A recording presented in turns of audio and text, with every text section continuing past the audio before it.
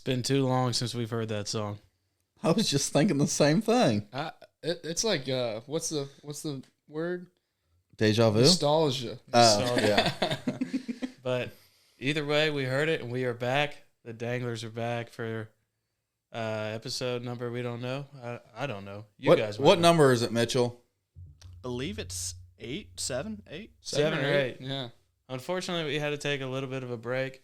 Hiatus. A little bit of a hiatus, but now we're back and we're excited to talk to you guys about the things that we've been scheming up on our time off. And Yeah, we got a lot to talk about. we do have a lot to talk about, a lot of things we can't talk about, a lot of things that are still up in the air. So we will see, and it's going to be a good episode. I know we got a lot of viewers out there and a lot of fans of the team that maybe weren't as up to date with the team before this all happened. So maybe we can clear up some details and let everybody know as much as we can, I guess. Yeah. I'd like to start off too and say something important. You know, if you're a high schooler and you're looking at coming to Auburn and you saw the recent happenings with the suspension and whatnot, I would like to say, you know, we're back in business. Don't let like the suspension and all that have any effect on your decision on where you want to go to school. We'd still be happy to have you come to Auburn. We got a great program. It was honestly just a really big misunderstanding on both sides, and we got it cleared up. The university was very willing and eager to work with us, and we're happy about that. I'd almost say we have a better relationship with the university after the talking and the discussions that have gone on to get to this place we're at now. Yeah, for sure. Through all this, we figured out that there's a lot of people in the fishing industry and a lot of people who follow the sport that have backed us and have shown outstanding support, and we can't thank you all enough for that. Yeah, we've been blown away by support, and we're super appreciative of that. Yeah, we just want to tell you guys, don't take this out on the university. This was definitely a misunderstanding on both sides, but we got it figured out, and we're going to get back on the water here soon. Yeah, Exactly. so without further ado, we'd like to bring on one of those people that's been so helpful in the process of appealing our suspension, and that man is Mr. Chad Hoover. He's the founder and president of Kayak Bass Fishing. And he catches giants. What's up, y'all? What's up? How you doing, man? Oh, crap. Hold on. Pretty good, man. Pretty good. So y'all are back. That's Hang on, we've got technical difficulties. Our producer said, "Oh crap!" So give us a minute. I don't know. It was working before. Oh, so this one works. Let's just keep on going. We're good now. Everything's working. We're good. All right. So, welcome to the show. Oh, are we good? Yeah, we're good. We're just gonna roll with it. I like it. Cool. So, I just got a question. Let's hear it. Is it true? Because I hear a lot of things. Is it true that at one point that the name of this podcast was going to be the Casting Couch? That is 100% true. It was under works for a while. I would also like to take credit for that idea. I just want to say for two things I want to address up front. That sounds good in theory, and it was clever, but it was also a really good choice that you guys didn't go with that long term. I think you're right, especially with the turmoil we've gone through after the inauguration of this podcast. I think that might not have gone over so well. Yeah, I think when we thought about it, it was definitely an innocent idea. Like, oh, these guys are sitting on the couch, they like fishing, but it was funny. And then Logan, being the responsible person he is, he kind of just Googled it just to see like if people knew that was the name of our podcast or parents of a kid that searched it, the results that would come up probably weren't the best or what we wanted represented by our fishing team. Don't Google the casting couch. Total smart decision, and it also shows that you guys do exercise some discretion and judgment, so that's good. We do. Yeah, it may not look like it, but we definitely have thought this through a little bit. We have judgment until about 9:00 on Friday night.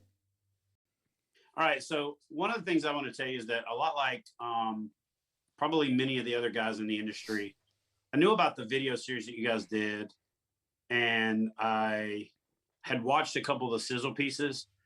And I even saw the feature length video. And I think like a lot of YouTube videos, I started watching it and I got sidetracked. Something happened. I didn't finish watching it. But when this happened, obviously I went and watched the full video. And what was crazy about it is it kind of went through everything that makes what a fishing team does above and beyond fishing resonate, right?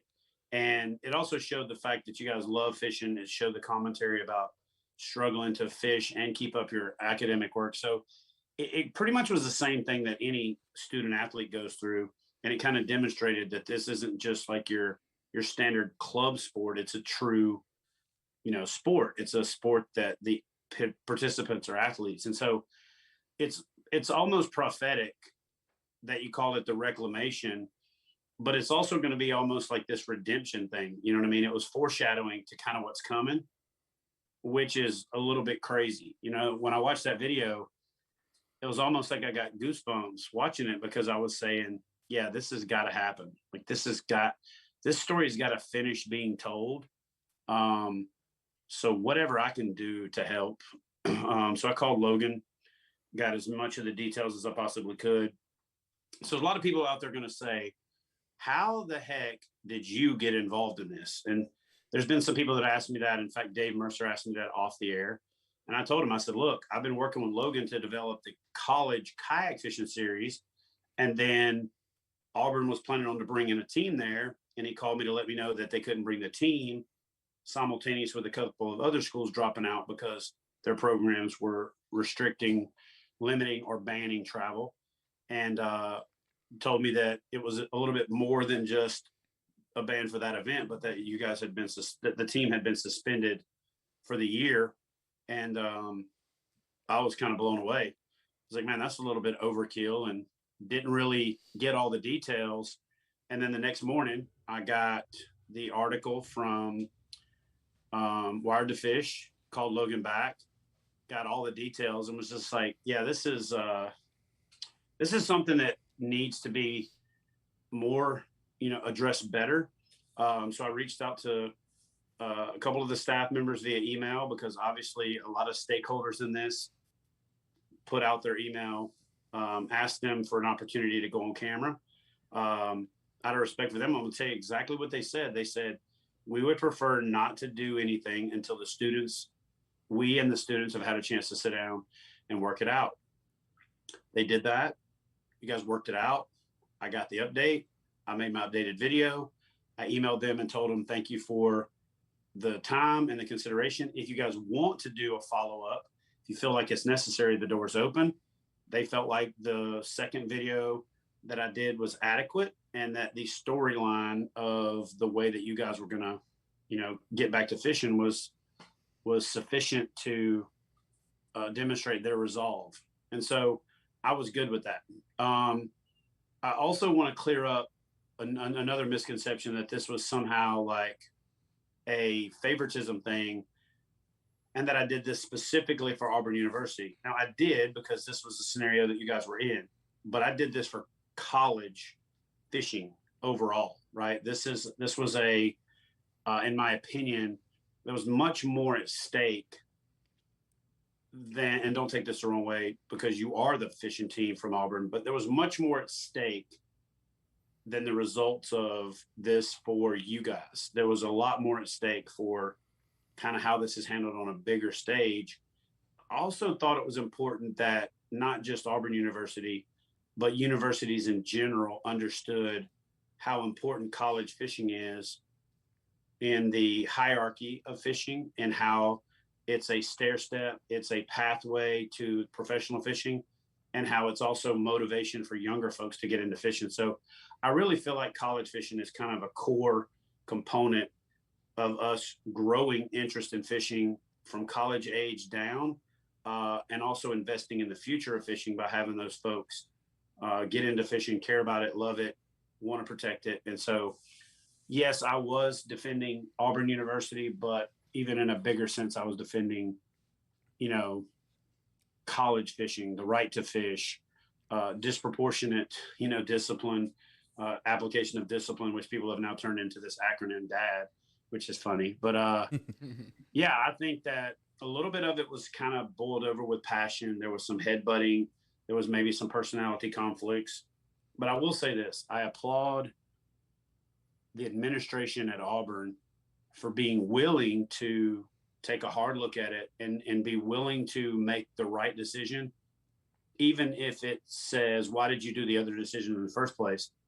And unfortunately, in this society and this world we live in right now, a lot of people, when they make a decision, they dig their heels in and defend it, to a fault. And so, big kudos to the staff, administration, whatever you want to call it, the organizational infrastructure at Auburn for figuring out a way to make this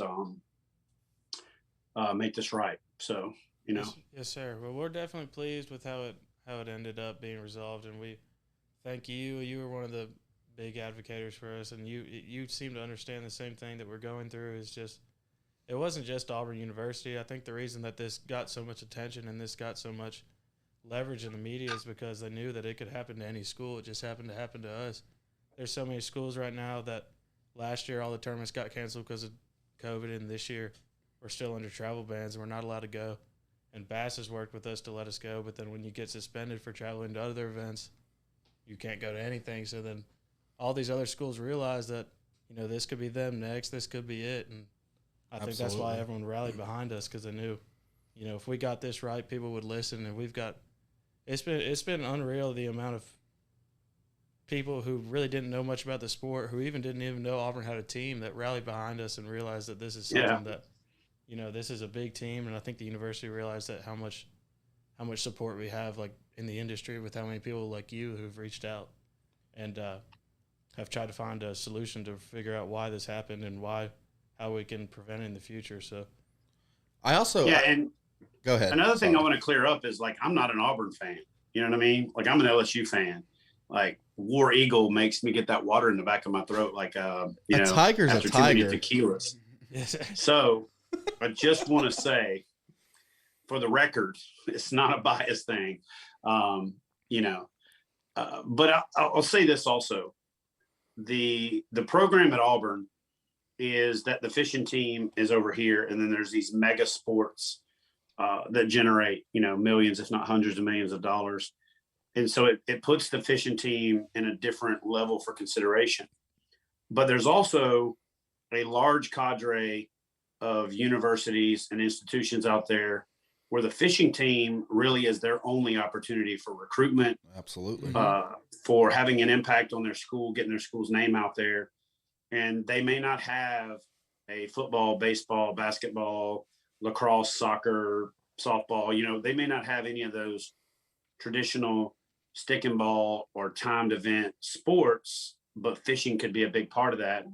And so I just think it was important to set the proper precedent that a passive dismissal and a overarching punishment wasn't acceptable, because, again, we just didn't want that precedent set. What was crazy to me is how many, I hate to say the word heavy hitters, but how many much more influential people were queued up and said, they're like stretching and they're like cracking their knuckles, like, let me know if I need to, so that was cool. That blew us away. Like, there was people that we kind of expected to get on board, like Steve Kennedy, Jordan Lee. We were hopeful that they would get on board. But then you see people like Brandon Polinick and Lunkers TV. Like, these are like big dogs in the industry that have no tie to Auburn University or the Auburn bass fishing team. And they were posting stuff and gaining support. And none of us really expected that to really unfold. But here's the thing. We didn't really expect it to unfold the way it did to begin with, but it goes back to what I said kind of in the second part of my explanation. It was more about the big picture than it was about specifically Auburn University. 100%. And I don't think it took a lot for the Dave Mercers, the Lunkers TVs, those guys like that, Yak Pack Outdoors, Luke Duncan. A few of the other Guggen guys were, ready to weigh in if needed. It didn't take that much. Actually, let me rephrase that. It didn't take any convincing or any explanation for them to understand what was at stake and that it was more than just a fishing team from Auburn. But I'll say this. It was a lot to do with the fact that it was this specific team. And the reason that I say that is, unbiased or unsolicited or whatever you want to call it. Like, in other words, none of you guys have asked me to say this. I've never had this conversation with any of you. But you guys have done it better outside of setting the hook, right? That part's a given. The setting the hook part is a given, but the organizational infrastructure, the understanding how to do promotions and return on investment for sponsors, developing relationships with sponsors, creating this reclamation series, all of those things, running it like a little mini business, and successfully doing so, is why this was extra important, because it showed that the team that's doing it better than anybody, who's having a major impact on the brand recognition for Auburn fishing and Auburn University, and whether the university recognized it before or after, had a real big impact on the number of students that were going there. And so it was very important to say this one's worth digging in on, because if a team that's wrapped their boats with $60,000 worth of wraps and budgeted for creating promotional videos and has an extensive social media content creation strategy, that has a podcast, that is representing themselves adequately as a team, that's impressive. I even got a call today, and you guys, I don't know if I can break this on the podcast or not, and if I am not supposed to say this, and I apologize in advance, I'm known as sometimes saying some stuff I'm not supposed to, but I got a call today that said you guys are going to ICAST and wanted to know if I could actually do some time in the Auburn fishing booth. Is that right? Do you guys have? You heard that correctly. Oh yeah, that was confirmed. That was our plan. Through this time that we've had off, obviously we couldn't fish a tournament. We've been brainstorming hard. And all of us on the team. I mean, Logan's a dang schemer. Yeah, so in all the right ways. Logan came up with the idea of maybe doing a booth, and we're like, yeah, that could be cool. And then this blew up, and we're like, we got to have a booth, man. We have the biggest team in the country, if not the biggest. And we weren't real sure how doable it was. Yeah, we weren't sure how doable, and we saw that, there's a ton of people that obviously, every time we go to a boat ramp, we have the Auburn rafts. We have at least 5-6 people that come up, ask us about the suspension, ask us about the boat rafts, ask about everything. So we decided that, hey, we're not just promoting other people's brand. The Auburn fishing team is a brand, and we need to sit down. We need to have people come to us, and we'll have people over there talking to our sponsors, helping our sponsors, and we're definitely going to have that covered. And because they're our first priority, but we're also going to be there to show. We're still going to be out there engaging as well. We're going to be showing off our YouTube series, showing off our podcast, showing off pretty much everything we can do for the industry, because we know just how big college fishing is. We know, that was kind of our goal with the whole YouTube series, is to show how attainable it is because, like you said, we're not a big football team, but you have to be a 5-star athlete to join. Anyone can join the team. We have 90-something members. Anyone can join.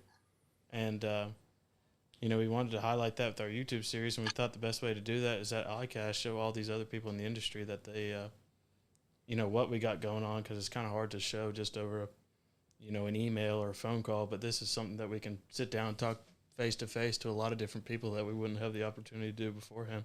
ICAST is huge, and we know it's like our chance to really rub elbows with the people who make the decisions on where we're trying to push this team. And we're just hoping that we can gain some ground with it. because it will be the right kind of situation to do that. Yeah, go ahead, Chad.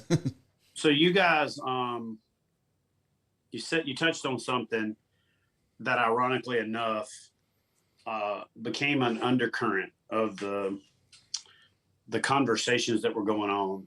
You know, as you can imagine, when I put my video out there, I released it on YouTube, Facebook. I put a teaser on Instagram, and so I got an influx of commentary from different, different verticals. Some was parents who were stakeholders. Some was other student athletes around the country. A lot of it was sponsors. A lot of it was other influencers. Hey man, let me know what I can do to help spread the word. But a lot of it, which was crazy to me, which I should have anticipated, but didn't really, because it wasn't the purpose of the content, but it was, hey, how do I join a fishing team? Exactly. Okay. So I don't want to flip the script on you guys like I'm interviewing you, but you touched on something that this podcast is obviously going to get a lot of traction because this topic already has legs, right? It's hot. And so let's not gloss over that. Okay. Let's talk about, let me ask you to explain to the kid that's listening, right? And to the parent that's listening who has a kid or both, how does it work? So walk me through, I want to be a Auburn fishing team member. What is the process? Let me just start this off before these guys knew people on the team before they joined. I'm from 400 miles away, and I started off by messaging on Facebook to people. And I was like, I knew I want to be on the team. I knew I want to be part of it. I didn't have anybody to reach out to, so I just messaged the Facebook page. And I just want to make sure people know that if they don't have anybody that they know on the team, reach out to our social media because we monitor that quite heavily. Yeah, so to anyone listening, wondering how do you join a team, not just Auburn, or I don't know how it works at other schools, but at Auburn specifically, it's anyone can join. You don't have to have had a high school fishing team. We have people, there's a good majority of our team that didn't have the opportunity to fish in high school for whatever reason. And you don't have to do that. You pretty much, as long as you're an Auburn student and you show interest in it, we have an interest meeting at the beginning of the year. And Logan can talk a little bit more about it because he's been here longer, but he's seen how it's progressed through year to year. Because how big was the team when you joined? I would say probably like 55, 60 members. Yeah, and last year we probably had 75, 80. And then this year, this is my sophomore year here, almost 100. We have 92 members on the team on the roster, so it's not something that. So to join the team, as long as you're an Auburn student, and if you hear about us, it doesn't even have to be at the beginning of the year. We had a couple of guys that joined this semester that they saw we had a team and they're like, okay, what do I want to do? And we'll tell you about it. So you join the team by just, I don't even know how the process starts. You just kind of just message us and then. Follow social media. Yeah, just send us a message on Instagram or Facebook because we've got, we actually just introduced a new position to our exec. That's one of the ideas we've come up, when we've just been sitting around toying with ideas. We've got a membership chair now because we've got our social media manager and the president that are always on the Instagram that are posting and commenting and stuff like that. But we get a lot of messages and sometimes those messages are overlooked. But I'll say I've had two really, really awesome experiences when I was social media and now when I'm president with the Instagram. And the first one was when I was the social media chair.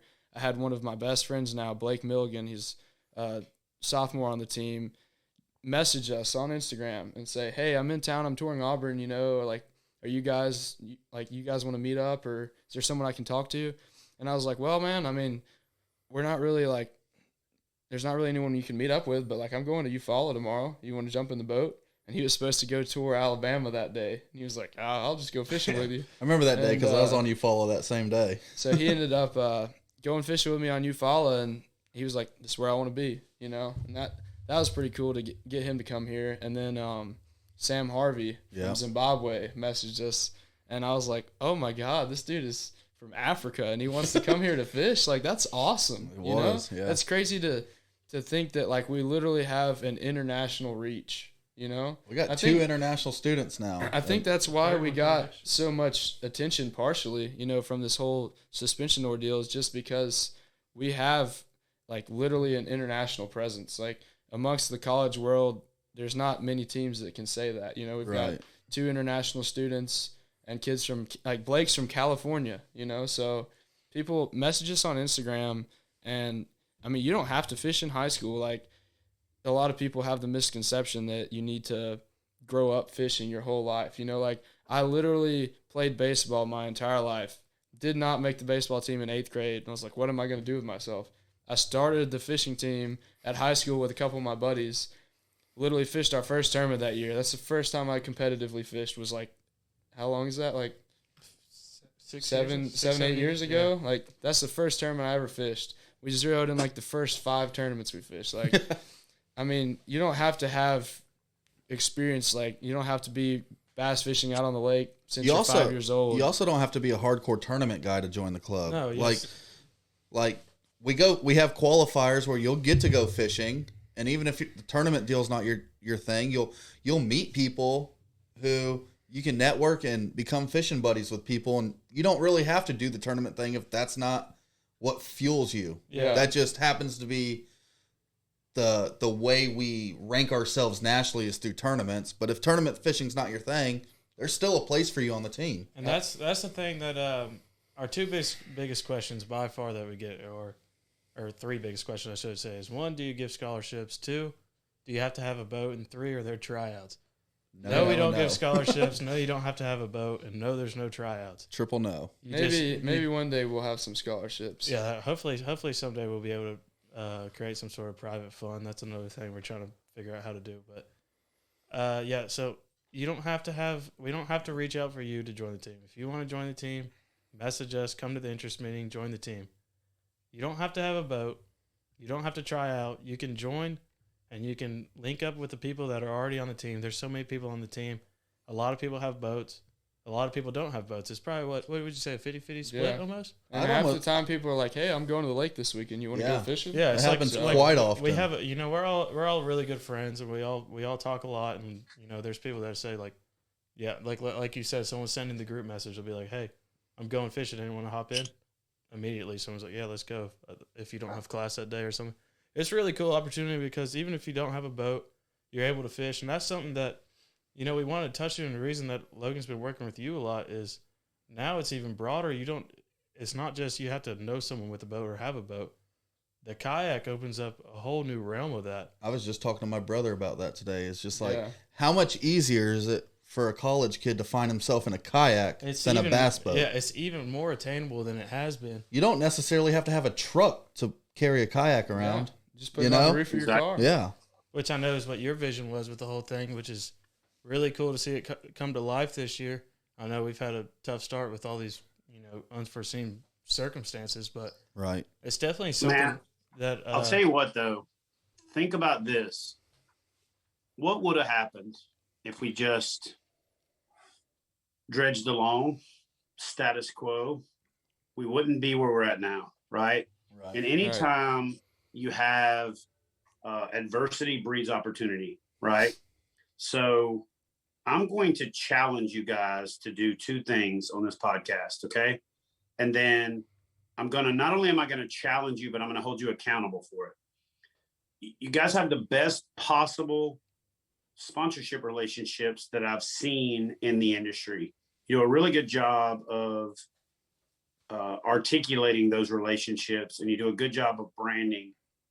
So what you need to do is develop an affiliate relationship with each of the brands that you work for to track the return on investment, and then require them to contribute a certain amount based on that back to the scholarship fund, so that when this angler from Zimbabwe contacts you and maybe doesn't have the financial means, you have a kitty, you meet with a board. I'll also challenge you to say, if you established a membership chair, establish a scholarship chair, because unless you make it a priority to actually make that happen, it's not going to happen. So establish a scholarship chair And then what you do is you raise this money and you dedicate a certain amount to that scholarship fund. You get a commitment from the companies to contribute to it. And then you've got that carrot on the stick to offer to students to come to Auburn, and you reward it as a team based on a board concept, you know what I mean, based on an application process or whatever. And you have to formalize it a little bit, obviously, and it's a little bit more work. But I think you'll find that the companies will champion that cause. They'll get behind it and help out, and it can become a snowball. I think you're right. I feel like a company would love to have their name as the Auburn Bass Scholarship Fund. Really, you know, I, really I will say, like we're kind of headed in the right direction. I don't know if y'all even know this, but I've been working with Lure Lock, Pure Fishing, and Frog Togs. So shout out to all three of them because they've been incredible sponsors this year to actually track our sales. Because, you know, with like after this travel ban is lifted and the suspension is gone, you know, like our plan and our hopes for going to tournaments is to try and meet one night with a local high school team in whatever town that we're visiting for a tournament, because, you know, high school is the future of college fishing. Yep. And so I've actually worked with all three of those companies to develop a code that's specific to the fishing team, you know, like AU bass fishing, something like that. I can't give those out, you know, but I'll hand them out at these meetings when we finally get to have them, which hopefully at the next upcoming tournaments, we'll be able to meet with some high schools and be able to get approved to go fishing. I think that we can be able to do that. And, you know, whenever a high schooler sees us using them, you know, they may be interested in trying out the Lure Lock technology or the Berkeley Fritz side or the Frog Togs rain suits, because all three of those things are incredible. And I think that that's a really good idea, Chad. And I'm probably going to bring that up with them next time I talk. I think that's a great idea. If we do get, you know, some sales out of this, I don't see how a company could just scoff at that and say, nah. Yeah, we can put that aside into a specific scholarship fund. Yeah. And like, I mean, one thing we've talked about, I know one company that would definitely be on board with that because they're all Auburn guys. Yeah.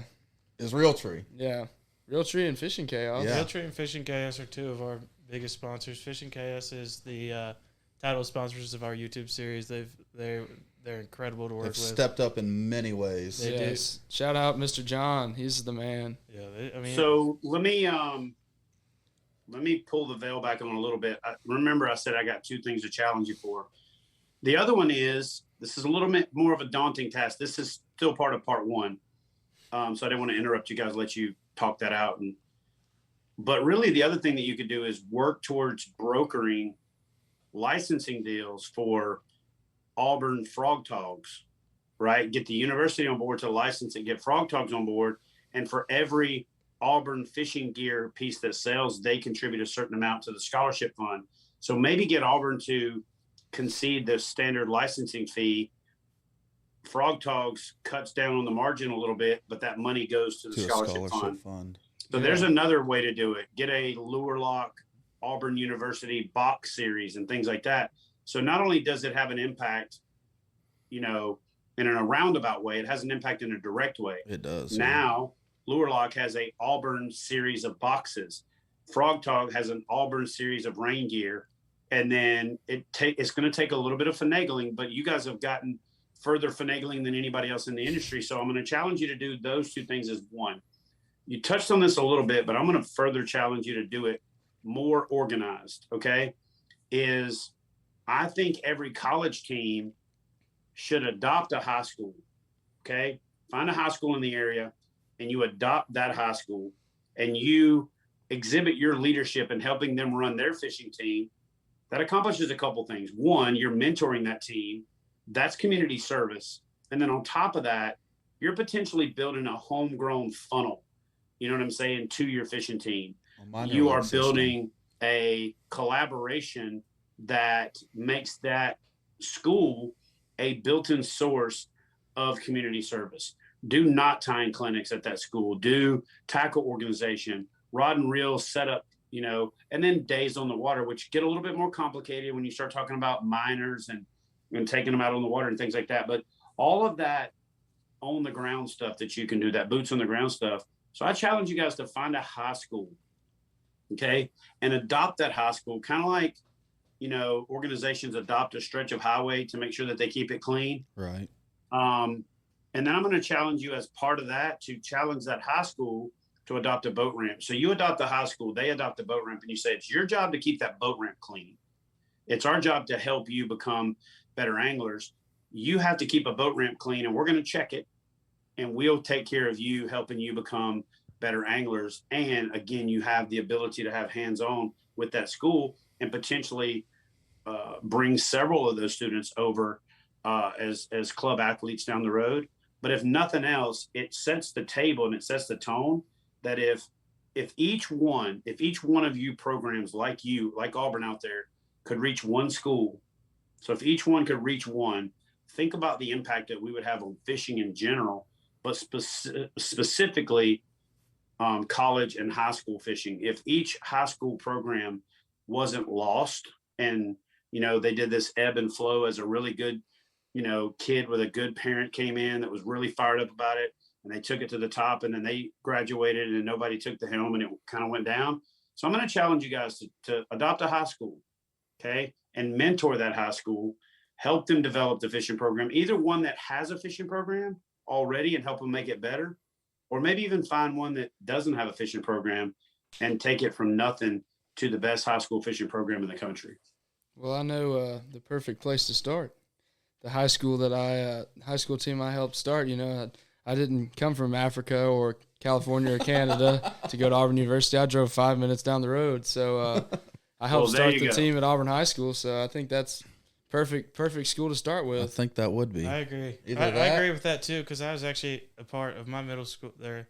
I went to a private school before I transferred to high school, and I started the fishing team there. And there was it was me and maybe another guy on the team that were interested, and the other people were like, "Oh, here's something new, here's something cool to do, a club to join." And then after I left, the club fizzled out, and I feel like that happens to a lot of schools. Yeah, that's exactly what happened to Auburn. I mean, it's really hard. I mean, obviously the schools if the administration doesn't know a lot about the sport, and it's hard for them. It takes a lot of it takes a lot of people behind it. It's not just one person coming up and asking, "Hey, let's start a team."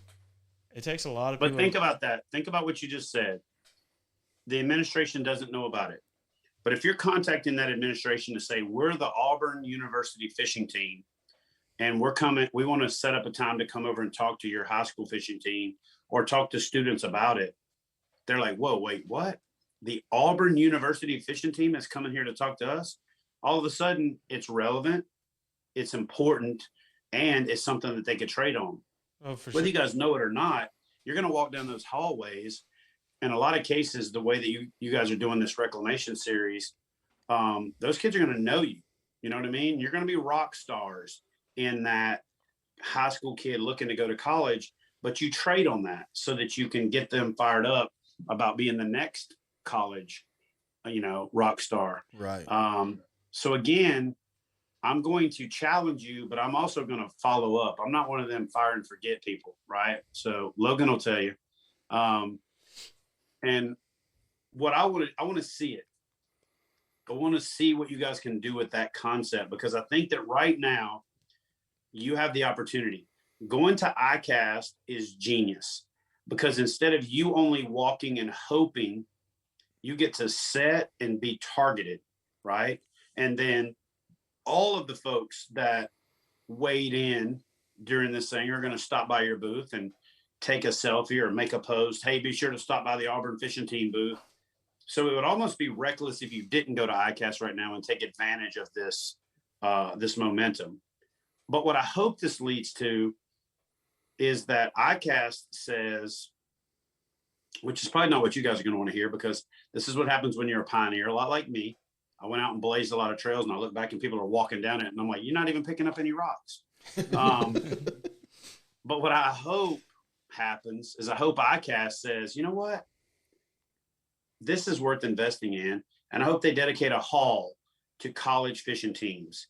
And instead of charging you for the booth or just giving you a discount or whatever, that they make it a deal, right? And that every college sends every college kid that's on their team, or as many as they can send, to ICAST. And I'd love it if the halls of ICAST were flooded with kids wearing and I say kids because, y'all, I'm old, but y'all know what I mean. Kids in high school and in college walking around, rubbing elbows with the people in the industry that are, the influencers. And so the one thing that I love about this sport is that no matter how big a profile you get in fishing, you're not unreachable. You're not unattainable. You know what I'm saying? Exactly. Like, I can call Dave Mercer. I can call Mike Iaconelli. I can call like any of these guys. Right. And they'll answer the phone. You know what I mean? You just don't get that in other kind of celebrity categories. It still blows my mind when I see people like at a boat ramp and they're like, "Oh, I can't believe you're fishing here, man." And I'm like, "What are you talking about? I'm a fisherman. That's what I do." You know what I mean? Yeah. And I get it, right? And that's the whole reason I did what I did to do what I do, is so that I could have some level of influence for exactly what just happened. I didn't want to be on TV or Instagram or YouTube, and if I was being frank with everybody, I'd rather be turkey hunting, shooting a turkey in the face and snatching a bass with no cameras involved if I could, but I'd probably starve to death. So I have to, You sound like 90% of our members right now. Yeah. It's turkey season in Alabama with the bass fishing team is suspended. There's not a lot of people with fishing on their mind. Yeah, but that is an incredible point, and I'm glad that you are not just saying that and you're going to hold us accountable for that, because the wheels are turning in my head right now. Yeah, I got some ideas cooking up over here. Since this podcast has started, there's two things I just want to bring up in our officer group chat as soon as this podcast is over. We'll definitely have to have a meeting to talk over these newly. I've already made some notes because you're definitely just firing it up. Yeah. The little hamster's running. Well, let's dive into the kayak fishing thing. Yeah, actually, before we get into that, I got one more thing that I think should be done. Okay. Okay. I'm gonna throw this out there. You guys ever watch Shark Tank? I have. Yes. So you ever seen one of the deals get brokered to where they take less equity, but they work on what's called advisory shares? Yeah. Right. Yes, sir. So I think that one of the things that could help happen in this world of college fishing is you don't have to have the administration find out that there's this person at this company that is an Auburn alumni if it's always known. So I don't know why this doesn't exist, but I'm going to throw it out there. I think that every college fishing team, above and beyond having their club officers, should establish an advisory board, right? That advisory board should be significantly interested parties. It could be alumni or it could not have to be alumni, right? It could be an influential or impactful business person that moves to Auburn that's from Illinois, right? That loves Auburn University and whatever. But I think there should be an advisory board. I'm not saying how many people should be on it or what the places should be, but I'll give you an example. Scott Hughes from Real Tree Fishing was one of the most influential people in working behind the scenes to get this thing going. The staff at Auburn didn't know Scott Hughes was behind the scenes, was an Auburn grad, was all that other stuff.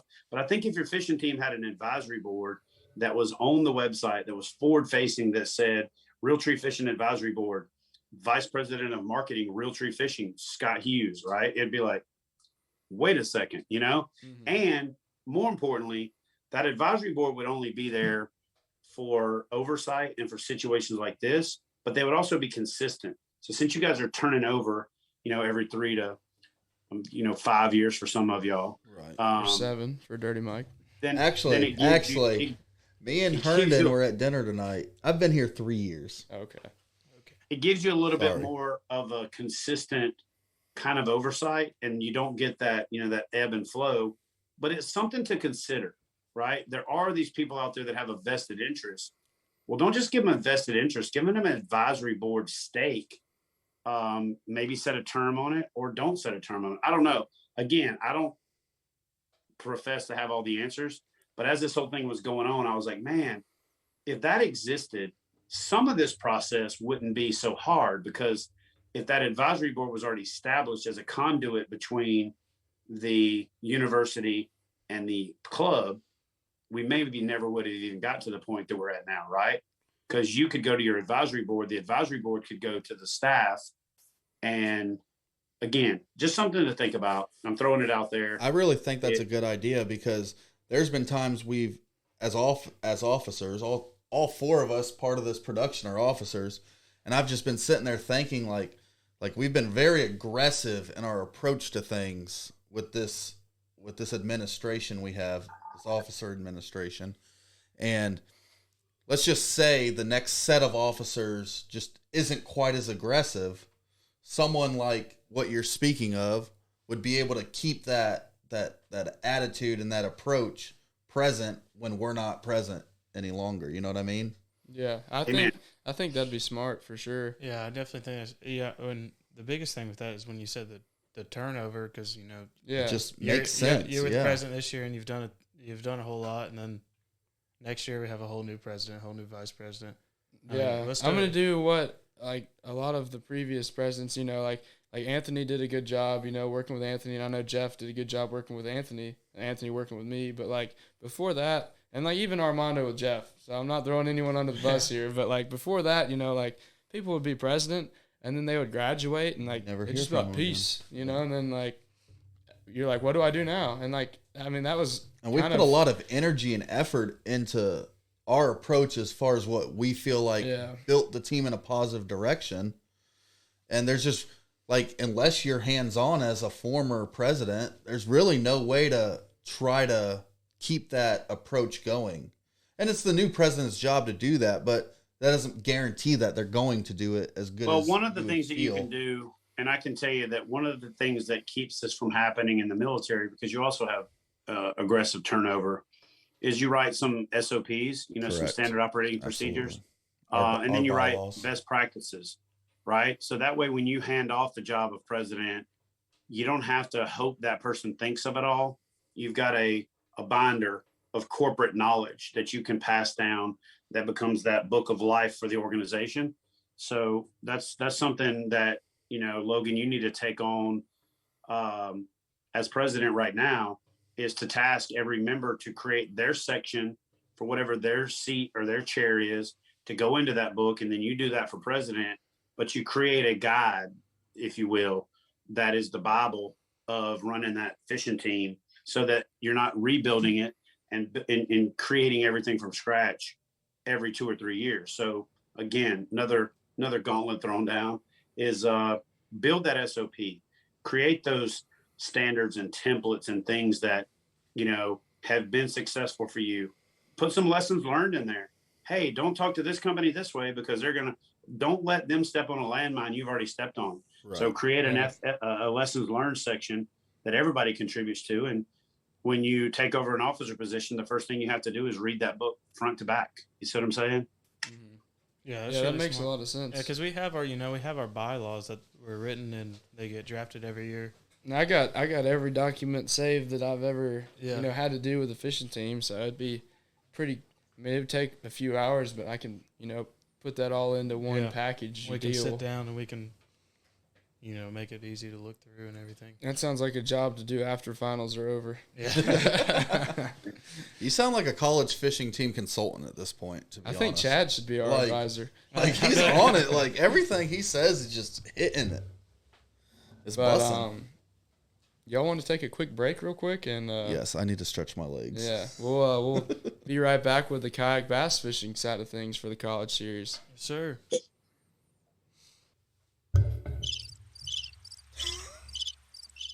We are back.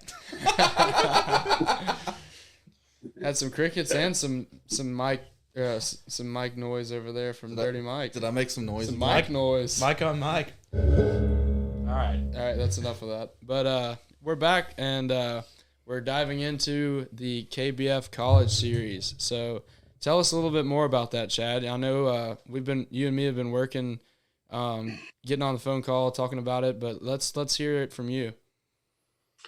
So we understand that at KBF that there is a need to create a path to being a pro. We also don't limit anglers' ability to compete at any level. We've had anglers from we had an angler from just outside of Paducah, Kentucky, over on the Southern Illinois side, win a tournament at 14. and take home $7,000. That same angler qualified next year to be in the 10 and had a chance at winning $10,000. He also qualified for the national championship. Jackson Orr was, literally a couple of inches away from taking home, $60,000, $70,000 last year at the national championship at 16. And that performance landed him a pretty lucrative scholarship with Carson Newman. So we just feel that there's a need to create an opportunity for anglers at the college level to compete, and for colleges that don't necessarily have the level of complexity that you guys have at Auburn and for universities like yours, but especially the other schools that don't have, 20 bass boats or 2 bass boats or a bass boat. And so we've invested pretty heavily in it. Unfortunately, we've not been able to get it off of the ground yet because of COVID. I hate that phrase, because of COVID, but it's been because of COVID, travel restrictions and things like that. We still have quite a few events left for the rest of the season, and it's all going to culminate in a championship on Laurel River Lake in Easton Corbin. I'm sorry, not Easton Corbin, in London Corbin, Kentucky. The country singer. And yeah, he's actually a good friend of mine. So anyway, in London Corbin, Kentucky, and we've also now added the high school championship to that same platform. One of the things that I didn't anticipate when we started the college series is that a lot of guys, a lot like y'all, are already on college fishing teams, and you came in wanting to fish on a college fishing team on a bass boat. So the reason that we went ahead and pulled the trigger on launching the high school series, first virtually, we're doing a month of May, June, July, August, September virtual. So if you're a high school student, you can compete from anywhere across the country. September 11th weekend, we're going to have a U.S. Bass.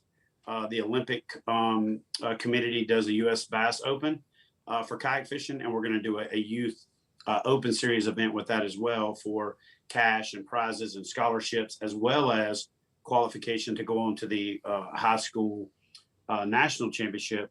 But the idea behind the series is to give a university the opportunity to compete in a low cost, low barrier to entry college series that yields a high return on investment from the standpoint of exposure, marketing, and prestige. And so we created this really awesome trophy series right here. This is actually bigger than the trophies we give away for the KBF series. This is the same size as our national championship trophy. It's a 1/2 inch thick, 10 inches in diameter, solid aluminum billet with about 35 hours. That's fancy. I can't see it right now, but it sounded CNC hard. time to make that the way it is, right?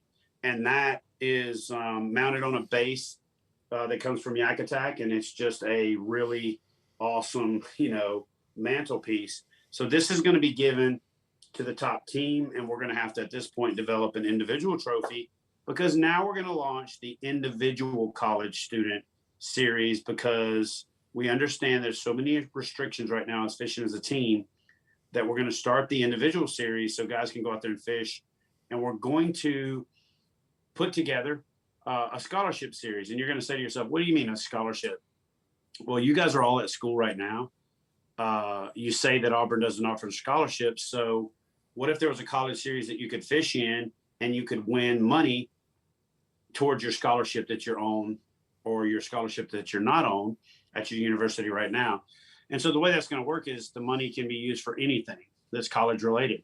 You can use it for if you're staying in a dorm and it costs money and you're at college, you can use it for that. If you have to put gas in your car to drive to class, you can use it for that. So it's a scholarship, but it's a little bit looser definition of a scholarship. It's money, right? But it's money for you to go to college. And so it's only for college anglers. And this college series is for college teams. And the idea is that we want a team to win this thing so that they're the top team in the country. That team gets to join me for an episode of my show for World Fishing Network, Sportsman Channel, Fox Sports Network, and YouTube. And it creates a social media windstorm, as well as a nationally broadcast featured episode on that fishing team.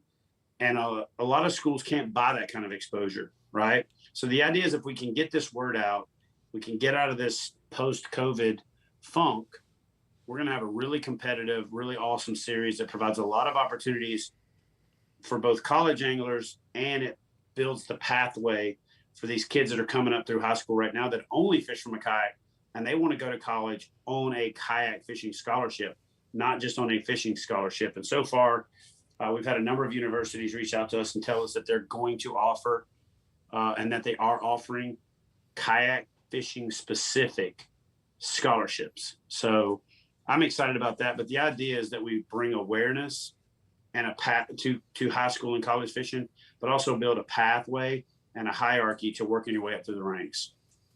I think that's awesome. You know, we got, I guess you and me got put in touch through Mr. William with BRD Jet.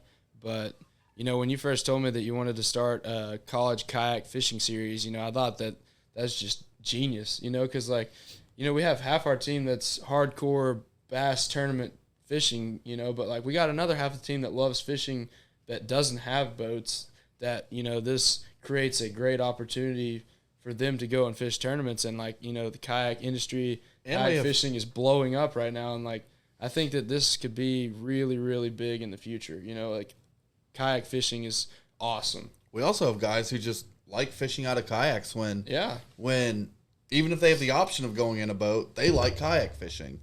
And so this caters to them as well. And it helps that shout out Mr. Tyler Brown with Native Watercraft. That's one of our big sponsors. So we have all the means to make it to these kayak tournaments. And, you know, now that we've gotten this suspension thing cleared up, I think we're going to be able to get approved for these events moving forward. And so I know y'all are about to take a northern turn after you go to Texas for the KBF College Series. But when you're back down at Kentucky Lake, I know I've been in touch with Hunter Sales with Carson Newman, and I can confirm that Auburn University and Carson Newman will be at that tournament, as well as the national championship.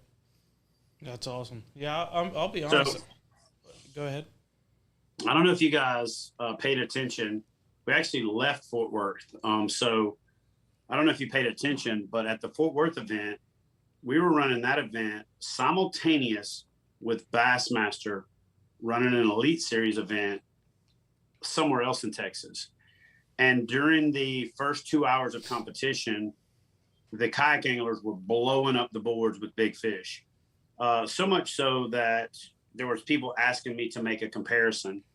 And I didn't really want to make a comparison because the biggest fish that one of our anglers caught was a little over 11 pounds.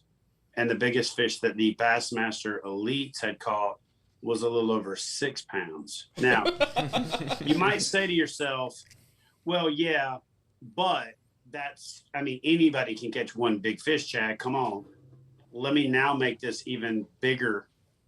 We had 13 people catch a bass that, when you do the conversion based on what we know from years and years and years of catch photo release, that caught an 8-pound bass or bigger. So I'm going to make this relevant for you. The baddest jokers in the country fishing the Elite Series, biggest fish was a little over 6 pounds. And there were 13 kayak anglers who caught a bass over 8, and there were 3 over 10. Again, holy cow. That's insane. Saying, that's nuts. Yeah, that's crazy. Now, I will say this. It was an epic event. The stars aligned. We had the second and third biggest total in kayak fishing history caught in the same event. But even so, it was the same conditions, different bodies of water, but the kayak anglers showed out. And the only limit that was ever bigger than that was caught on Fellsmere down in Florida before it became Headwaters and was open, and it was kind of a kayak only gym back then. And that was 114 inches, but we had 110 and a half and 109 inches, 2 other anglers over 100 inches in that weekend, and tons of anglers in the 90s. That's like upper 20s, low 30s for the middle of the pack. And that's like 38 to 41, 42 pounds for that upper end. That's insane. It is And ridiculous. so I'm That's almost- five fish, that a- right? That's okay, five that's what I was fish, gonna right? ask. 5 fish. Okay. Yeah, that's. I Oh mean, my that's gosh. that's over 25 inches That's 25 of fish. inches of fish. Yeah, that's crazy. Not 25 dude. inch. It's 5 fish. So it's Yeah. or I think the average was 23 something for the biggest stringer. So if you think about it like Our this, math was like backwards. these guys are. We're idiots. What's that? We said our math is wrong. Yeah. Yeah, none of y'all are math majors, and you're Auburn. I barely Wait. passed calculus. It's just Yeah. it is what it I is. still haven't taken calculus. I still haven't passed. I was sitting there thinking 5 times 25 makes 100. And then you said that's 100. I was That's like, what I was thinking. At least I Wow. wasn't the only one on that same wavelength. Wow. Anyways, yeah, that's So what. anyway, So you said that kid who did really well in kayak bass fishing that got the scholarship to Carson Newman, his last name is Orr. yeah, ORR. That's kind of Jackson. ironic. It's like because he has to use oars. hey, Yeah. those natives. I mean, half them guys got trolling motors on those things. JAXTON. Yeah, ORR. It's a play on words. Yeah, dude. There's I just we don't picked use up on oars. that. There's people with the forward-facing sonars on there. I know they got We the don't- Panoptics on those. Are things. you serious? Yeah.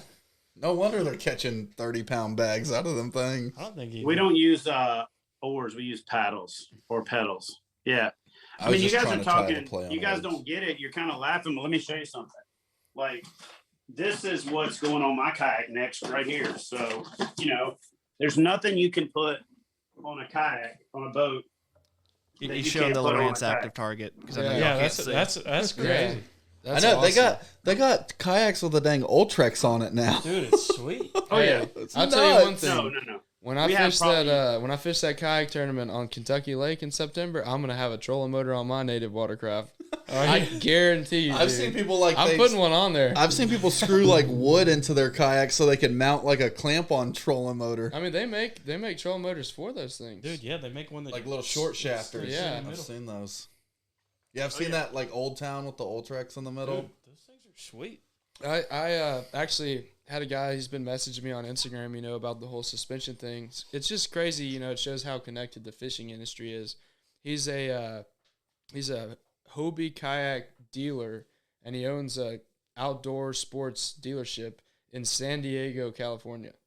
And he's been messaging me on Instagram. He's like kind of a big deal over there. He's got like 15,000 followers on Instagram. He's like a big kayak fisherman over That's there. nuts. And he sent me a video of his last night with I think it was the motor guide, something, I can't remember, X something, and it was specifically for a kayak, and they've got like a little pull cord That's that drops awesome. it in the water, and you let it go and it locks in, and you got like a pull cord to turn it, and like foot pedal and everything. It's That's crazy. cool. Yeah, the kayak Or a remote with spot lock, like a lot of Yeah. guys have. the kayak is definitely a lot. The whole kayak tournament is a lot bigger than Yeah, I I, have a Blue than I Sky realized it Boatworks. was.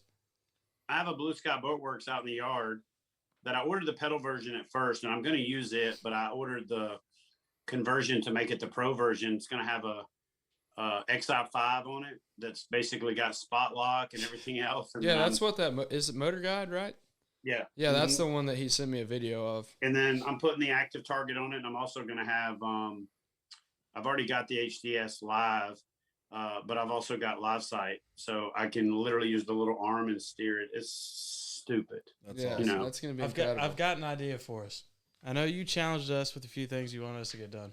I've got a challenge for you. Okay. You need to come down to the Chattahoochee River. We have Let's go shoal a bassing. kayak professional like you versus us college guys catching some shoal bass on the Chattahoochee River. Heck yeah. I tried to get Yeah, Logan I to like do that. that. That'd be Yeah. awesome. Yeah. There's some. What's the big- challenge? What's the challenge?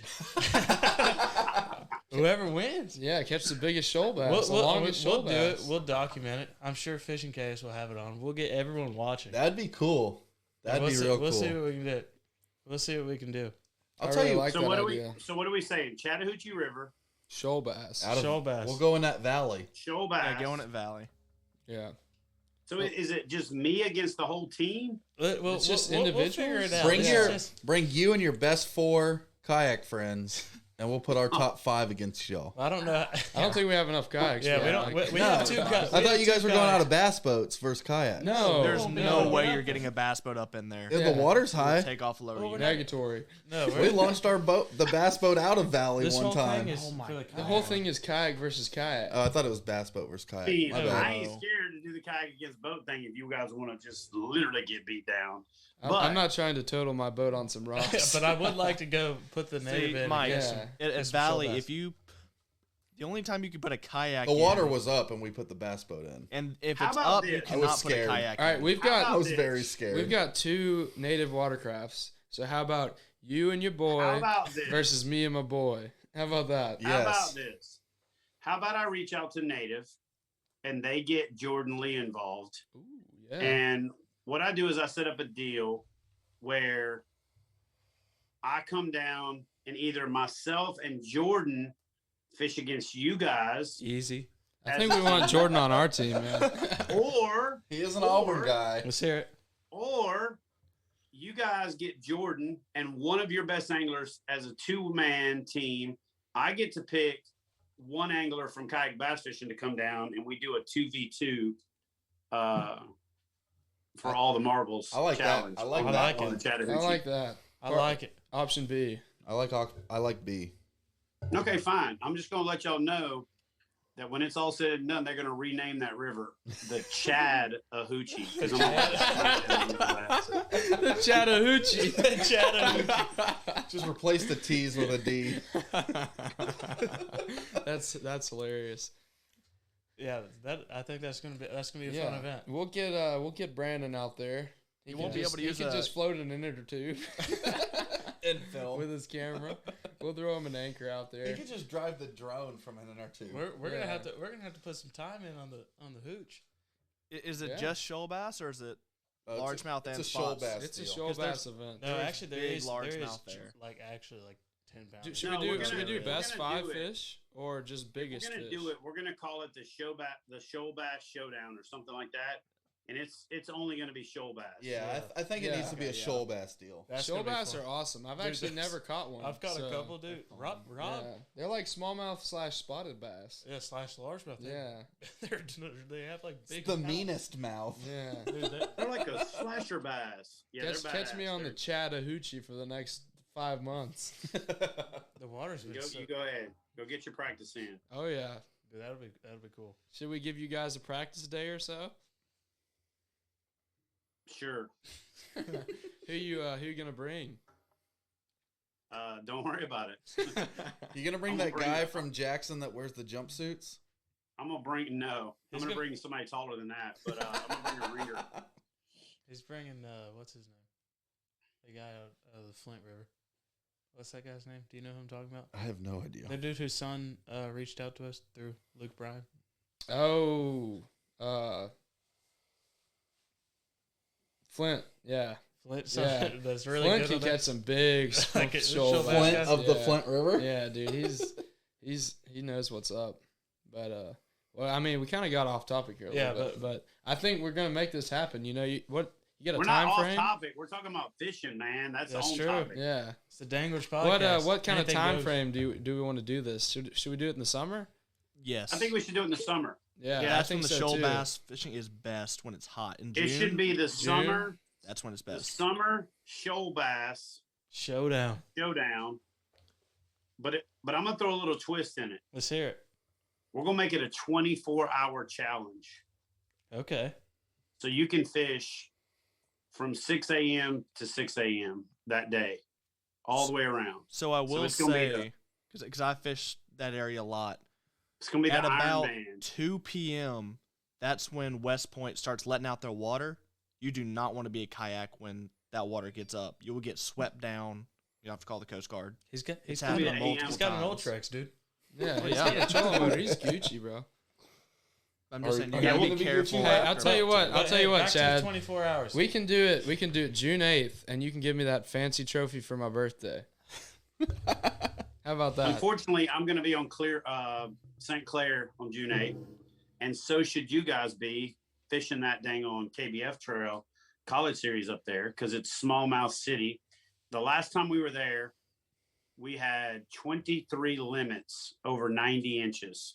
Holy crap. God. Let me ask you was- this. Isn't that right after the I've Bassmaster? never hooked a Actually, let me smallmouth. tell you something.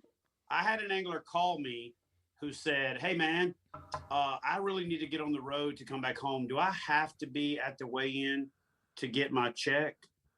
And I was like, "Well, you have to be at the weigh-in to get the big check, but you don't have to be at the weigh-in to get paid. What's your name?" And I looked his name up, and he was like, I said, "Oh, listen, man, if you want to head home, don't worry about it. You're not even close to the money." He said, "Oh, no. I got like 90 1/4 inches." I was like, "Yeah, you're in 23rd place." God. Let me ask you What? this: Ow. is it against the rules to practice for that event out of a boat? Gotta be. No. No. So Not you at all. you can Not- take a bass boat out there and practice, and then fish out of your kayak in the tournament. Yep. Can Aren't you the 2 drag days a kayak? before Saginaw? It's 6th and 7th, and the 8th is Saginaw's the 16th and the 17th. was the 16th. Oh, never Yeah. mind. We gonna be in Michigan for a It while? sounds like we're going to St. Clair, It boys. sounds like we're gonna have a little Michigan showdown. That's what I heard. That's what I heard too. I heard it. We might have to do the showdown on St. Clair, the St. Clair showdown. 'Cause Okay. it'll be the smallmouth throwdown. And then St. maybe Clair we can do 2 out of Smackdown. 3. Yeah, I We can agree. do 2 out of 3. We can do the smallmouth on St. Clair, and then we can do the shoal bass on the Chattahoochee. And if we need a tiebreaker, we can go somewhere else. That works. Night Yeah. tournament on Martin. We won't need a tiebreaker though. Let me Yeah. tell you. Best 2 out of 3. Yeah. If we tie, we can just do rock, paper, scissors. That's 3. I think. No, we'll have a casting. I think We'll have a casting contest. if it's a tiebreaker, it's dump it in. Who can paddle to the first spot and catch one first? And that's the winner. Yeah, we'll do it like the Iconelli Yeah. versus What's his name? That was so who's cool. the guy? Keith Combs. Yeah, Iconelli versus Keith Combs. First First keeper? one to catch a keeper. That was cool. We'll do it like that. Just don't make the tiebreaker a math test. Auburn, Yeah. Auburn needs We'll a fighting fail that. chance. Yeah. So- 109 inches times 5 fish. That's a 25-inch limit. We're idiots. Yeah, that was definitely. Just be glad there's Not a my few brightest engineers moment. on the team. I think we're Not a gonna, lot, but I'm starting to think we're gonna. Hey, cut our, that our out. engineer can't even figure out the zoom over there. That's so fair. I That's a fair think point. Yeah, don't get ahead of yourself over there, Mitch. Roasted. But so back to the college series. So we're allowed to fish as individuals, but the goal is to have a team win. So tell us a little bit about how the team works. I know we talked about it being a 4-person team. So could you explain that a little bit, Chad, to the people that don't it's know a about it? four-person- It's a 4-person team, minimum of 2, which means if you've got a small school and they want to come in and they've only got 2 anglers and they think that their 2 anglers can catch the fish that they need to, it's a 5-fish limit, and it's the best 5 fish of everybody on the team. But there is no requirement for an individual contribution. In other words, if you've got a ringer and 3 dink masters, you can still do really well. If you've got 2 people that do really well and they go fish against a 4-person team and they kick butt, they can. Once you have a 4-person team, though, you can't do 1 4-person team and then a second 2-person team. You can't do 2 3-person teams. In other words, the idea is to build 4-person teams. Yeah, makes sense. But if you have a smaller school and you need to crawl, walk, run, then you can do the 2-person team to get started. Okay. So it's 4-person team, the best 5 fish Over 4 between the 4 boats, yeah. people. Mhm. Okay. Yep. That's pretty cool. That's fair. I like that. yeah, I think Yeah. that's So the way a it works really is cool you sign idea. up on Fishing Chaos, and then the captain just identifies themselves to the tournament director and says, "I'm the captain of Auburn Team 1." And then there's my other 3 team members. And we go in and we create that team. Now, down the road, these teams will be listed, and you just select the team that you're in, and the captain has to accept you, right? It's like you're applying for a private Facebook group. They, request, and you say yes. That way, people don't request to join a team that they're not part of because they don't know any better. But initially, you just identify the captain. The captain emails the tournament director and says, "Here's the other 3 members. They're registered. We create the team, and then they show up on the team leaderboard." So then that team is competing as a team, but that individual is competing as an individual. Now, The individual part is going to be an online series as well. So when you guys are talking about going out and pre-fishing the hooch, go pre-fish the hooch, but sign up for the online challenge series and enter those fish, both as individuals and as a team. And you can even be talking smack and saying, oh, look at these fish we put up.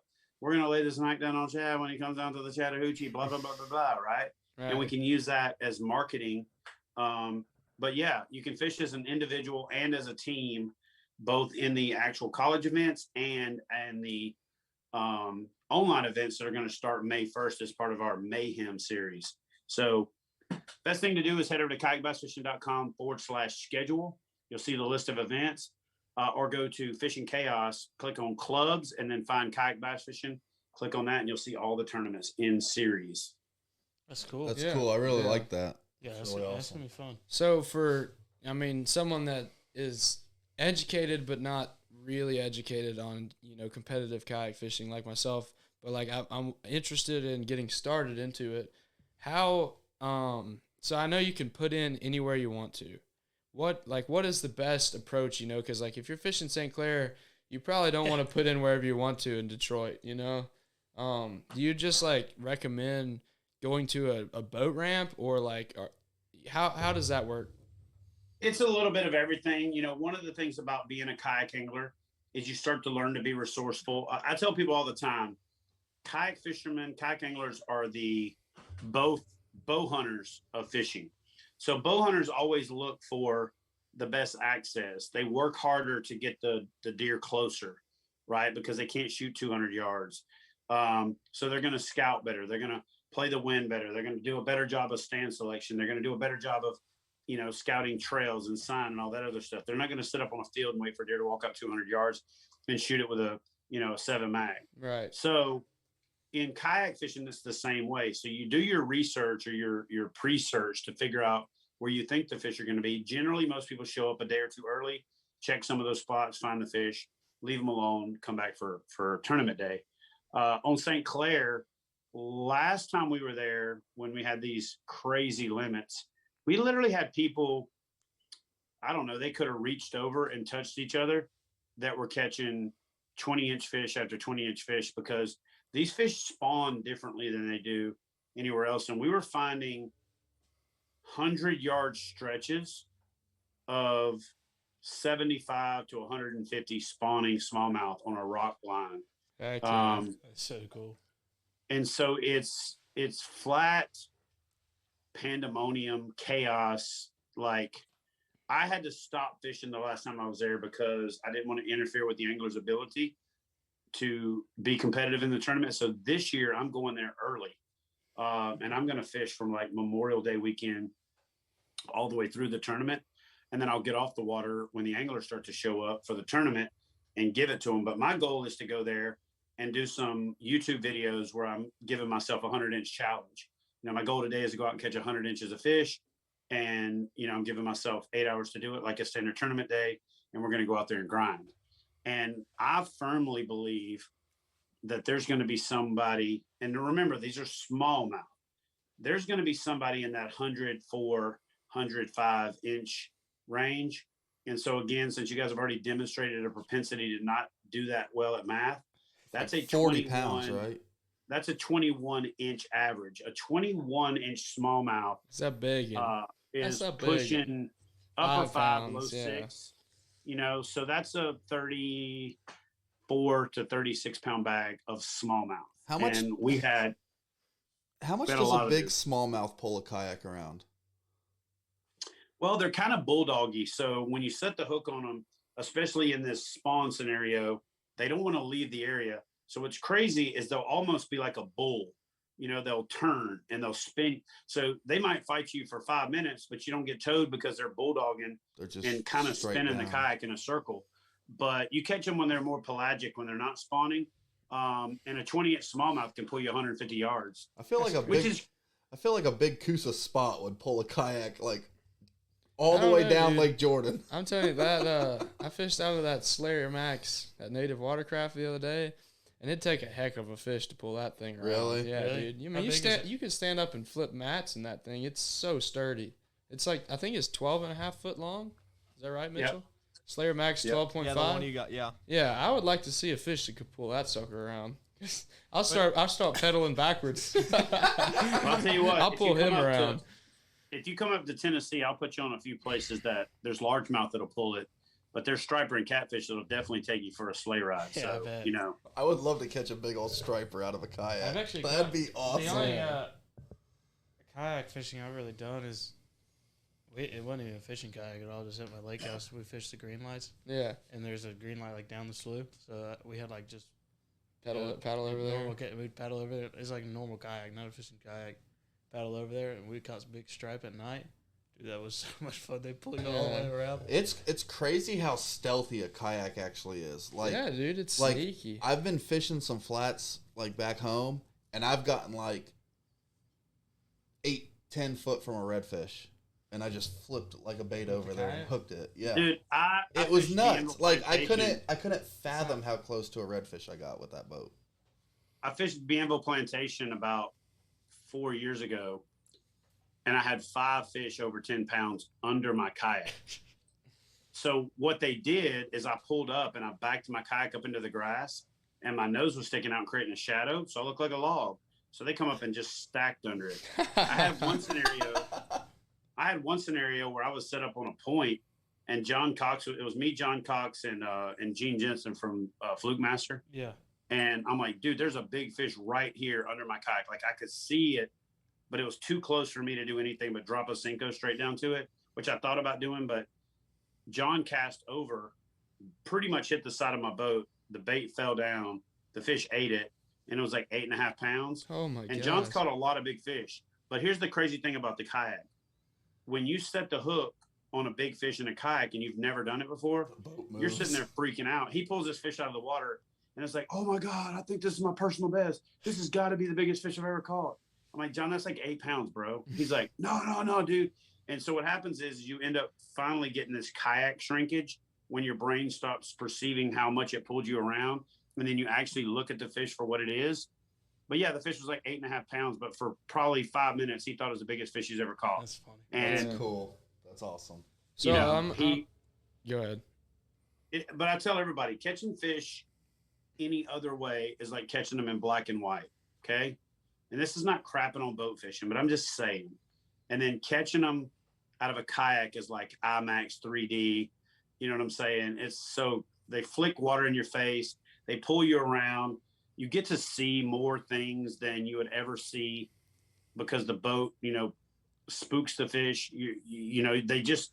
I can paddle up to fish a lot of times on the bed and put my power pole down and drop the anchor so that the boat stays still, sit 5 minutes, and they come back and they're sitting a foot, not a few feet, not 10 feet, but a foot from the nose of my kayak. And I can pretty much cane pole them. You know what I'm saying? That's and insane. So it's so crazy. Now the kayak is not a get out of jail free card, right? You wobble the boat and you create pressure waves. The fish have that sixth sense. They can feel that through their lateral line. They're definitely not going to just be stupid about it. But when you are cautious and you do take your time, and especially when you use vegetation to your benefit, sliding into some grass where you don't move, where they can't feel the vibrations. I mean, there's not a better vessel in the world to flip and pitch and punch than a kayak. It's like a magic carpet ride. You could probably just pull it over top of mat if like the fish gets hung up in the mat, right? Yeah. You just slide and glide, baby. So the wheels are turning over here, and I'm trying to figure out, we got our big tournament on the Saginaw Bay on Lake Huron at June 16th and 17th, and y'all's event on St. Clair is June 8th. That's a week? Yeah, it's like it's 5th and 6th. Sorry. 5th and actually. 6th. So, I mean, that's... So what does our practice start? Our practice would start on... I mean, we can fish whenever we want before. Yeah, but like official practice like the Monday. 3 days before. So the tournament is Wednesday, Thursday. The tournament's Wednesday, Thursday? Yeah. So Sunday, Monday, Tuesday is official practice. So we could make this work. We could have... So it's a 2-day tournament? Oh, we could stop by St. Clair on the way up there. Yeah, it's right there. But the wheels are turning. I'm trying to figure out how we could get the kayaks up there because we have to pull our bass boats. On top of a truck. Just set them on top of the bass boat. Yeah, I was about to say, put them in the On boat. a truck, on a boat. What are we gonna do when we're actually fishing out of the boat, though? Leave them in the hotel Just drop room. them off in St. Clair. I'll babysit them for you. Put them in the hotel room. I need a roof rack. That's what I need. You need a Yakima. You do. Yeah, we need a roof rack that we could strap them suckers on there, and we'd be golden. Let's find a company that wants to give us some roof racks. Yeah. If you're out there and you're listening, we need some roof racks so we can fish the St. Or- Clair event. Even if a company does, give us some recommendations on some good roof racks. Yeah. What do y'all like? I know. I bet Chad's got a few ideas. I'm sure he does. I mean, I know a company named DZ that's the truck accessory people that makes roof racks. So I'm just saying. It's not too hard. DZ. DZ. We'll have to do some investigating. Look into this. Gotcha. Yes, sir. Well, Oh, I got one more question for you.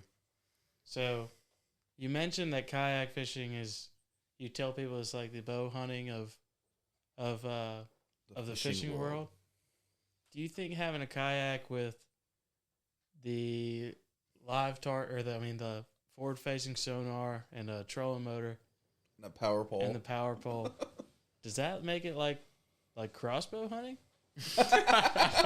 Pretty much. Pretty much. It makes it crossbow hunting out of a ground blind over a feeder in a high fence. So Gotcha. yes. that's like putting that Garmin radar heat-seeking missile sight on your bow and hunting over corn. Do you have dual micros on the back of your kayak? No, I tried that. One on They're the just front, not one far on the enough back. apart for it to really matter. They kind of twist a little bit. And then on top of that, it's better to have a drop anchor in the front and a power pole in the back that Okay. accomplishes the same thing. And it cuts your expense for your power poles in half. And the other problem is the two power poles don't sync up well. So you have to put them down independently, which is a pain in the butt. Yeah. So I tried it.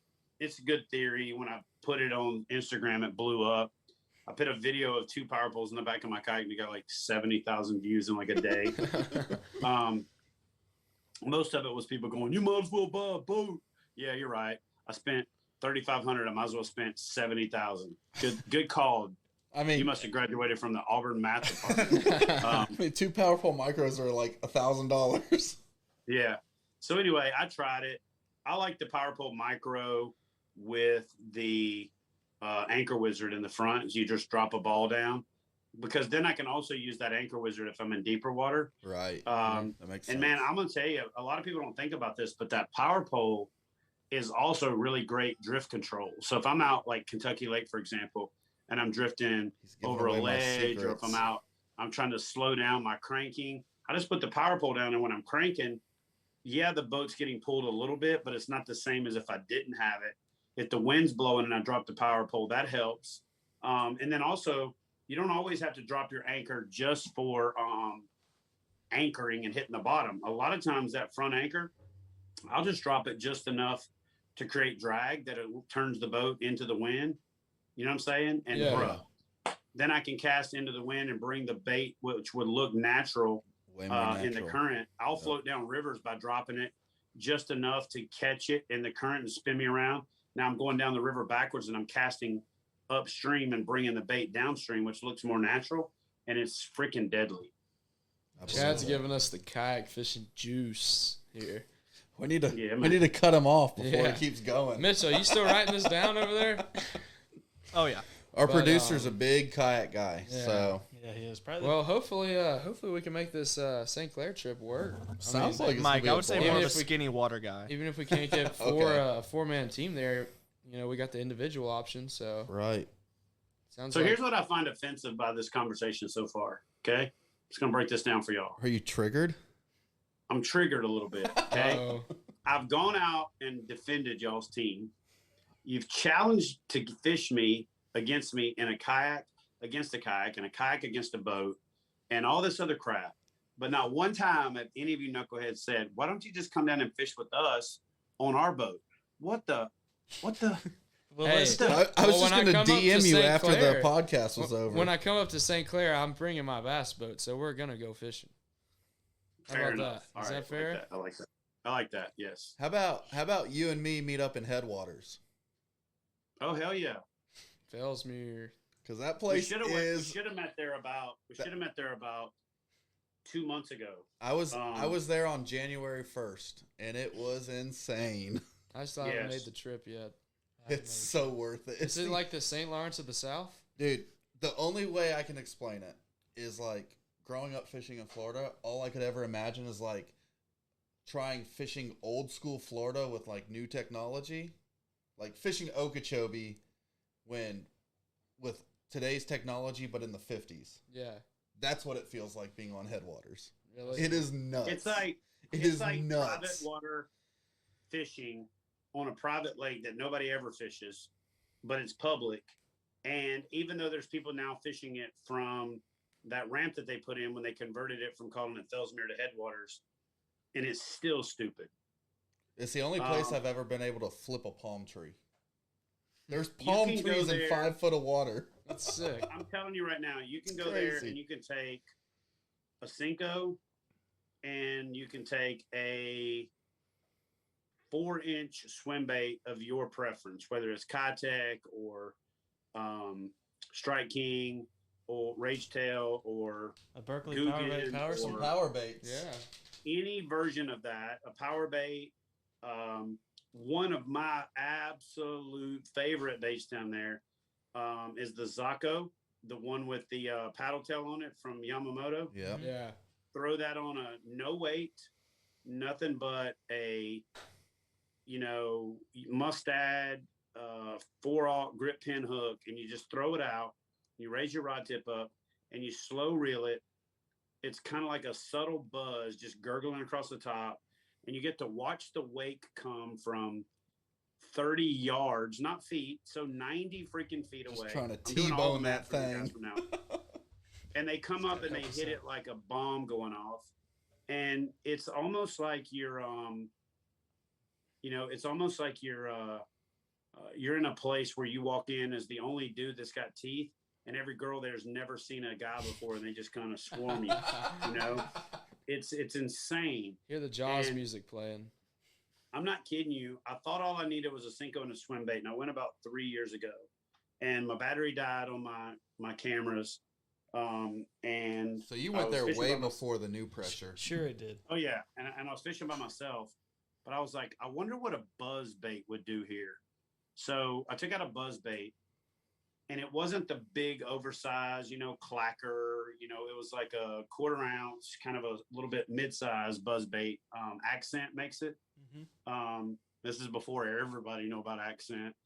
Thanks, all you knuckleheads that have been telling everybody about it. But anyway, yeah, Jacob Wheeler, Cody Milton, half the other. Anyway, so this thing I had hung it on my rack to get that squeak. I had seasoned it all the way to Florida. Man, let me tell you something. I put a 3.75 Kayak on the back of it, cut the nose off, so now it's down to like 3.5. And I would throw this thing out, and I'd get maybe 3 cranks on the reel handle. I'd just get it kind of back to the surface and slurping good, and one would hit it that I didn't even see coming. God. So they were like, That's was insane. I think at one point I lost count of it, but I think I was 31 consecutive casts catching a fish. That's crazy. That's awesome. It's in absolute insanity. Now, there's another place down there that I don't even really want to say out loud, but I'm going to say that it rhymes with Enosville. That's got like the same thing going on. You're not talking about that place Ike and Ellie got crucified for putting fish in his live well at, right? I don't know for sure because I don't keep up with all that stuff. Like, I don't pay attention, but maybe. But it rhymes with Enosville. And anyway, it's got a kayak-only area that nobody goes to because it's so choked out. But if you just put the effort into getting out there, it is so. I shot a YouTube video there, and if I wanted to do like the Milliken thing where I like burn the spot and blow it up, look at all this, I would have had the best video that I've ever created. But I come home and I edited it, and I was just like, "There's no way I'm releasing this video. There'll be 300 trucks in that parking lot. It'd be ruined." But man, I'm gonna tell you, it's stupid. It is stupid. Like I'll tell you this. I told one Elite Series pro about it, and he said, "Hey, I'm down here in Florida. I'm trying to find some fish, man. I saw that you were catching all these big fish." And I told him where to go. He called me 2 days later. He said, "Man, I was headed down to that spot you told me about, but about halfway there, about beat the damn bearings out of my trailer wheels. So I turned around and left." And I'm like, "Well, I didn't say it was easy to get to, and I didn't say it was friendly. That old But 30-mile dirt road. If you get down there, bruh." Yeah. So, Bruh. yeah. Well, That's we'll cool. have to venture south. Maybe that'll be the tiebreaker event. I will. And I might be I feel like we do telling need to on warn. myself. Based on what he said, I feel like we do need to warn you. You're going to be going down either one, no matter which one, a long, bumpy dirt road. Leave your cover on your boat until you get to the ramp. Donnie, my brother, he has a bed cover on his truck. Everything inside the bed cover was covered in sand dust from the dirt road. Dang. And it's like a silty, light film dirt that's like gets in every Yeah. crack, crevice. It's like, It's not once you get on the dirt road, it is not fun until you get to the ramp. Yeah. and then I'll also break this down for you. If you're the faint of heart, there will not be a kayak. There will not be a gator bigger than your kayak. There will be 30 gators bigger than your kayak. Yes. Okay. I don't So know I'm going about to that. reiterate That I'm might be going where to I draw the reiterate line. this. I'm going to reiterate this. There will not be a kayak, a gator bigger than your kayak. Every gator will be bigger than your kayak because there's something about that place that they grow them so big. They're just eating good, if that tells you anything. Yeah, about man, the there are fishing. monster gators in there. So, Don't worry about a gator. I think they like Yankees. So if you're from north of the Mason-Dixon line, head on down to Fellsmere and just paddle around for a little while. Luckily, we get a little. Just keep we get a them little fed for little us. practice with them there on you follow. Yeah. Well, I guess that's where the tiebreaker is going to be. Big Gatorland. Yes, Let's sir. go. Yeah, let's send it. I'll go officiate just so I can fish. But thank you for coming on, Chad. It's been a great episode. Really appreciate Man, thank y'all for having me. all your Yeah. insight. Yeah, and thanks for advocating on our behalf, advocating on everyone Do you have who any? cares anything about college Do fishing. you have any social media you want to plug for those of our listeners that may not man, know who you are? All things kayak bass fishing. Go check those out. Follow my personal page, Chad Hoover Fishing. I'm about to start doing some cool stuff on there. Just follow the stuff, Kayak Bass Fishing. If you haven't done so yet, consider joining Kayak Bass Fishing. It helps us provide these opportunities for anglers. We have a really cool $25 membership that's our ambassador level, and you get $65 in gift cards to premium manufacturers back right out of the gate. And I'm working on making that closer to 100 or 125, so you get 4 or 5 times your money back right up front. So that's the only real shout out I got. It helps us help you help us, and it gives you back more than you put in. So it's a value proposition that I'm super proud of putting together. Yeah, that sounds good. We'll That sounds good. definitely tag you in all of our Instagram posts. And I'd like to wrap this episode out with thanking you. You've done a lot for the Auburn bass fishing team throughout the suspension, but I'd also like to thank all the other fishing industry, fishing people in the fishing industry, like across the country, that have backed us, and supported us through the suspension and helping get this thing overturned. The list goes on, but I'd like to specifically point out, Scott Hughes with Realtree, John Calagaz with Fishing Chaos, Robin and Randy Howell, Steve Kennedy, Jordan Lee, Matt Lee, all the ex-Auburn Bass team members that have sent emails. And, I'm leaving people out. I can't. We were can't thank everybody, we were but- blown away by the support we received, and nothing we can do will be enough to thank everyone involved in that support, because It's been it incredible. it was insane how much support we received, way more than we even anticipated. You can't leave out Lunkers TV, Yak Pack Yeah, Outdoors, definitely. Absolutely. and Dave Mercer. Dave Mercer played a Mercer is critical big. role. Yeah. Dave Mercer played a critical role in not only getting it on FYI, but also picking up the phone, okay, and making some phone calls to create a little bit of a groundswell for those people that maybe didn't come out but were ready to, in support of it. And and reaching out to bass executives and saying, listen, there's some stuff that's going to need to be done here. And so I can't tell you guys how appreciative I am that I sent Dave a text, and this is how awesome this dude is. He's one of the busiest guys in the industry. Like I am. He's one of those guys that I kind of emulate in my work ethic. He answered the phone, and within 2-3 hours, he was like, hey, let's set up a Zoom. Let's talk about it. We did. He laid the groundwork, but more importantly, it wasn't just what you saw him do that was cool. It was what you didn't see him do that was really awesome. And so big shout out to Dave Mercer, for making that happen, for bringing those extra eyeballs to it. But more importantly, also for everybody that tuned in, that everybody that commented, 100%. Everybody that liked it, everybody that shared it, because it doesn't matter if there's these big influencers doing it.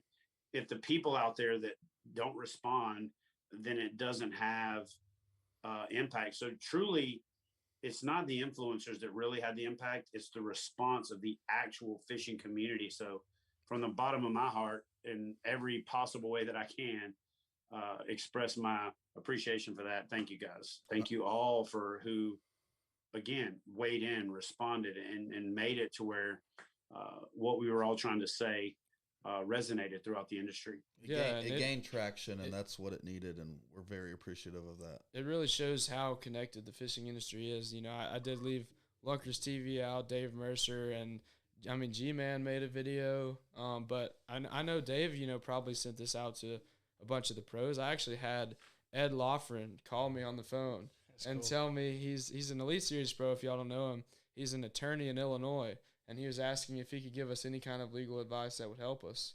But there are two people that I do want to thank, and The first one is Mr. Joe Durham. He's our attorney that helped us out through the entire situation, gave us legal guidance, really helped us, get out of the pickle that we were in.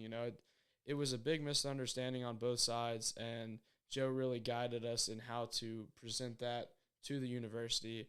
And then my second thank you is to Dr. Bobby Woodard with Auburn University.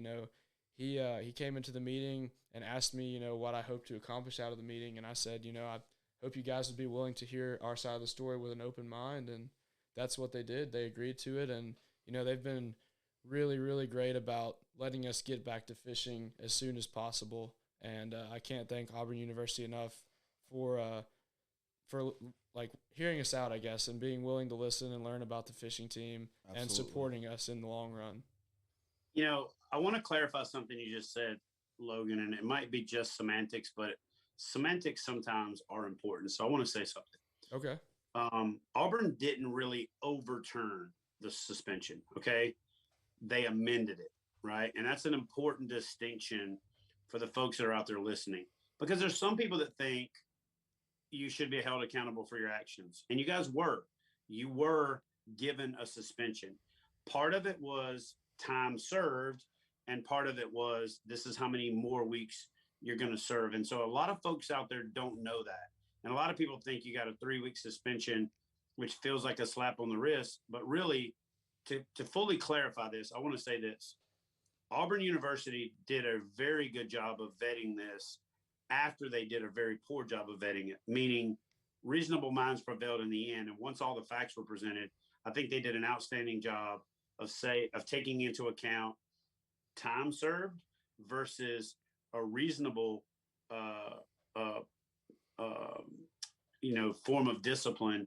And the period of time that they decided on in the end was more reasonable. So they didn't really overturn the suspension.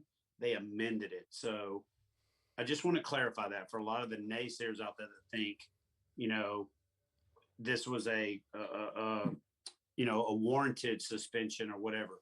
What ended up being given was warranted, or at least reasonable, but what was originally awarded wasn't. And so I just wanted to clarify that for those folks out there that are the ones that listen between the lines. You know what I mean? Yeah. They always are the first ones to speak up. And the ones saying that we cheated or we got suspended for wearing masks. Right. Yeah, that was another tough thing that I'm glad that it got resolved quickly, is because, we didn't send the memo out to anyone. We didn't post anything on Instagram complaining about us being Right. suspended. We wanted to handle it internally. We wanted to reach out to the university and solve it so that we wouldn't have to blow it up or anything, but it was sent out to a lot of people in the industry so that the whole industry knew that we weren't allowed to go.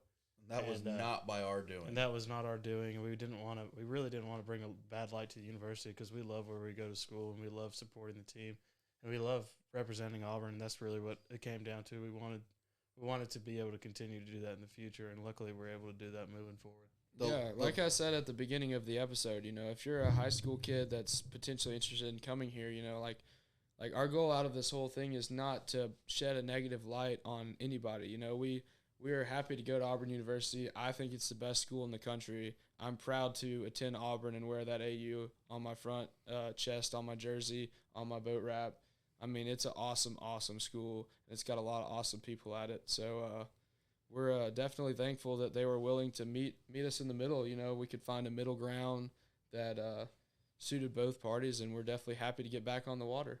The only thing I would say is if you have questions about what actually happened, Chad's original YouTube video really hit the nail on the head.